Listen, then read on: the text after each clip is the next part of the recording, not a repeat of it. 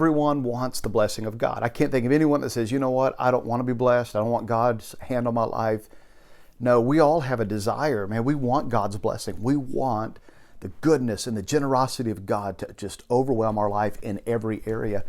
And I'm telling you, I'm going to share one thing with you that you can do, one characteristic that will position you to be placed under the blessing of God in your life. But before I share that one thing with you, I want you to think about this process. Because when we are being tested and tried and pressures of life and things are going wrong, this one thing must take place in that moment in order for us to see the blessing of God in our life. But think about this. Before I share that one thing with you, think about the process of how steel is created, how the strength of steel is created. That it goes through a forging process. It is placed in over 1,000 degrees of heat in this furnace. And so you have heat, you have pressure, and as steel is forged and it's molded into a purpose, it is beaten into shape. So there is a painful process that steel goes through, but when it comes out the other side, man, it can be used for incredible purposes because it has the strength. Now, think about this for a moment. In James chapter 1, he says, "Consider it pure joy, my brothers and sisters, whenever you face trials of many kinds, because you know that the testing of your faith is going to produce something, perseverance, which could be interpreted even faithfulness. Like you're going to have the ability to persevere because you've been through some things and you stayed faithful."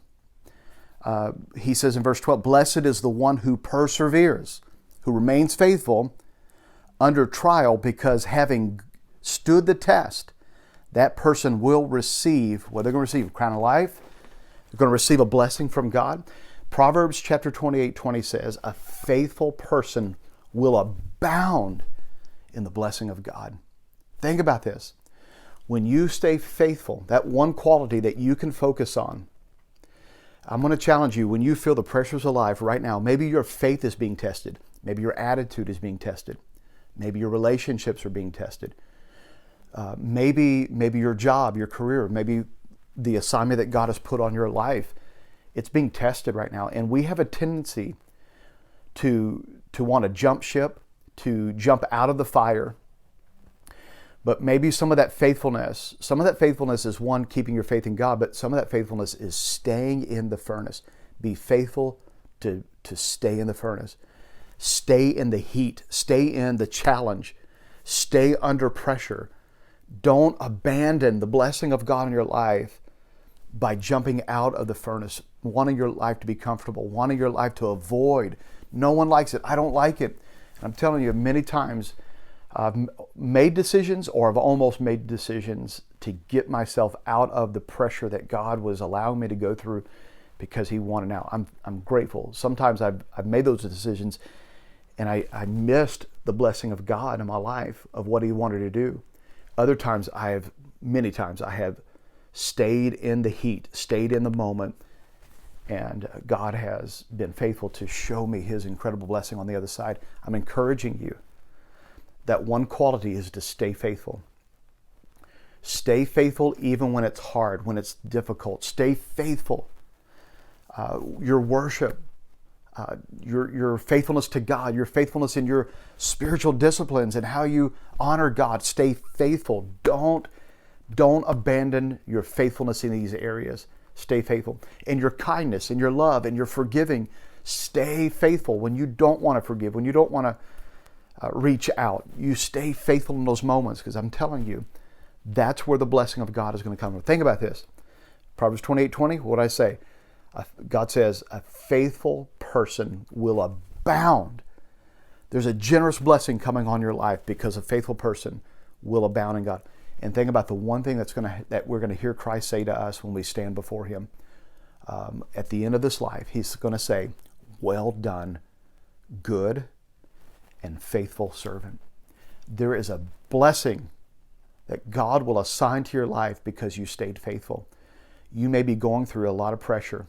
and a lot of testing right now. Things may be going wrong, and you're saying, what's the use? I'm telling you, the purpose is that God wants to bless you on the other side. You're going to come out of the fire, and you're going to see incredible purpose on your life. God woke me up with this message right after our first Wednesday. We spent some time in worship and prayer. And I laid down at night, I laid down in bed, and God spoke to my heart and said, Shannon, you have been tested. Everything that you feel the pressure on right now, you have been going under a test. And something comforting came to my soul. I mean, like a peace came over me when because you know what? The worst thing we could do is go through stuff and we don't know why. Like, what's the use in this? But when we can discover the why, man, it makes sense. Okay, wow, I've been going through this and now I know why. My faith is being tested. And here's what God said to me, Shannon, I will always bless faithfulness. And I have found you to be faithful. And blessing is coming. So here's what I'm saying to somebody. Your time of blessing is coming because you've been faithful. And I'm just asking you and want you to consider to stay the course. Continue to be faithful even when it's hard. And watch God bless you.